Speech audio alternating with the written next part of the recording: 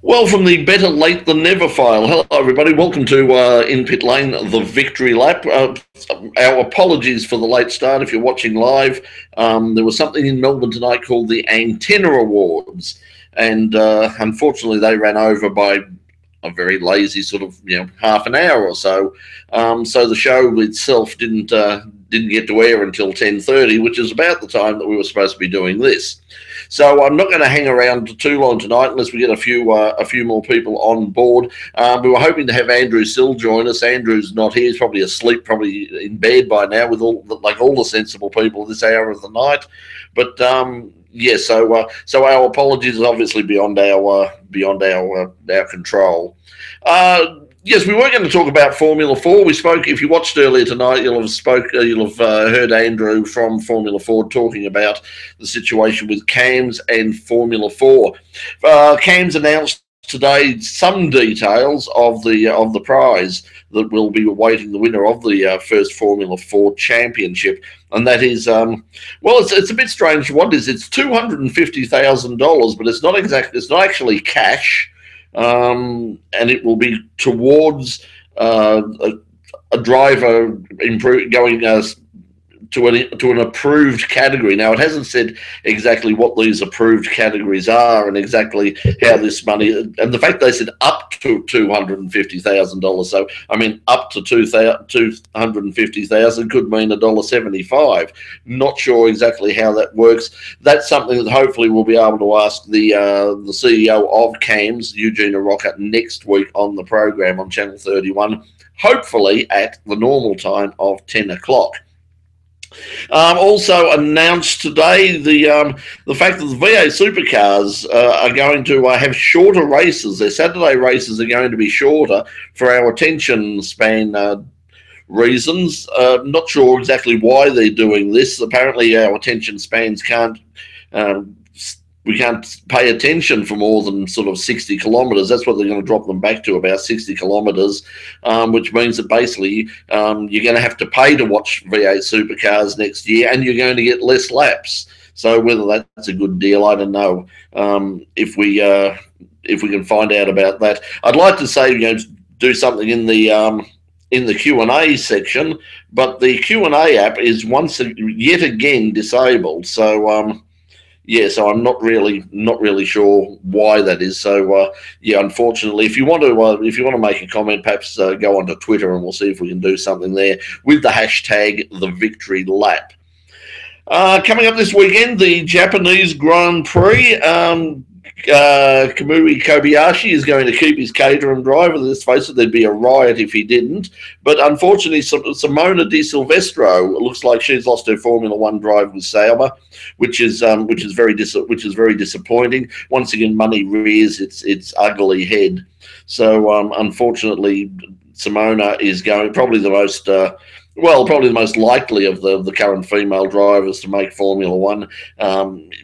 Has basically been sort of stopped by the lack of money. You would think that something like that, it would be in the best interest of Formula One and perhaps the sport in general if we had a genuinely competitive female driver in Formula One. But and you'd think somebody like, say, with money, like let's call him Bernie Eccleston, might actually get behind Simona and kick a bit of money in. If money's the problem, why not? Why not kick in some money and make it happen? But unfortunately, that's not going to happen at the moment. I think the forecast for Japan this weekend is fairly good.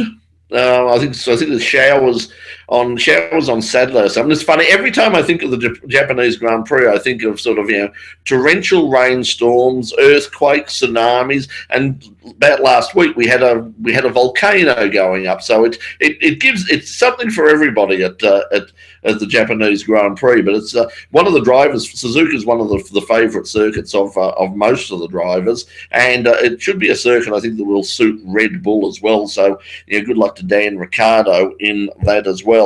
Honda has also shown the first images of their new Formula One engine, which is which is interesting. There's also been rumours that that engine is running behind schedule. So hopefully that's not the case, because it'd be fabulous to see, you know, Honda up and running and challenging Mercedes fairly early on in the piece.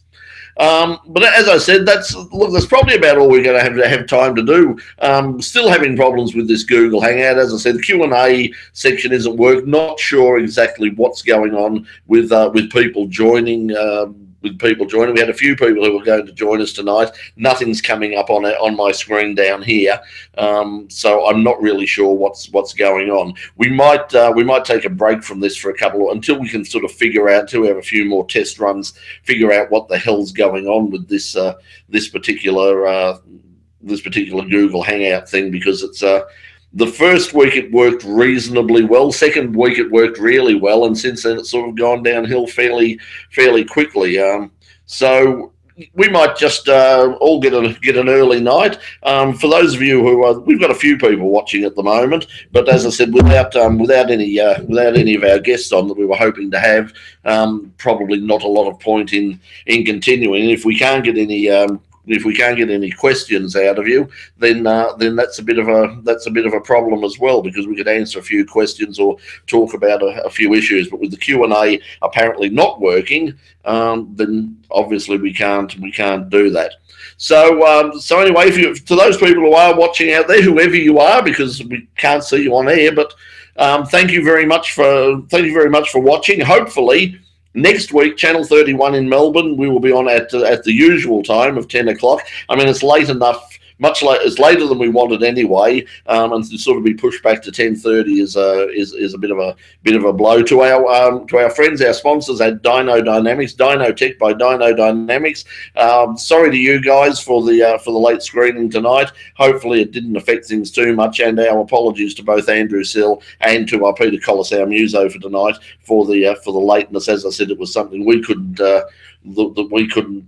do anything about. Unfortunately, the antenna awards, they sort of came first. So we'll see you hopefully, if not next week, hopefully in a couple of weeks' time.